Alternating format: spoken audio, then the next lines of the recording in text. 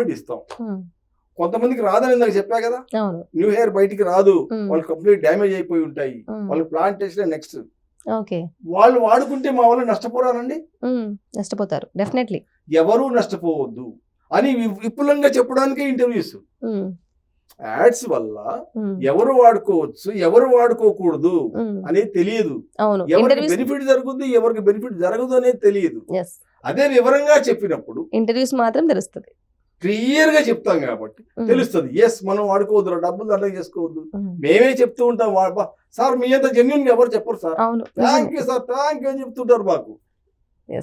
అందుకనే విపులంగా చెప్పి ఎవరికి నష్టం కలిగించకుండా ఉండడం కోసం మాత్రమే. కానీ చాలా మంది మార్కెట్ లో వచ్చిన వాళ్ళలో అందరూ అనుకునేది ఏంటంటే, మాకు ప్రజలతో పనేముంది, మాకు వచ్చిన దగ్గర వస్తే చాలు అన్నట్లు అనుకుంటూ ఉంటారు. యాడ్స్ ఇస్తూనే ఉంటారు, ఎవరు వాడితే ఏముంది అన్నట్లుగా కూడా అనుకుంటూ ఉంటారు. మీరు అన్నది కరెక్ట్.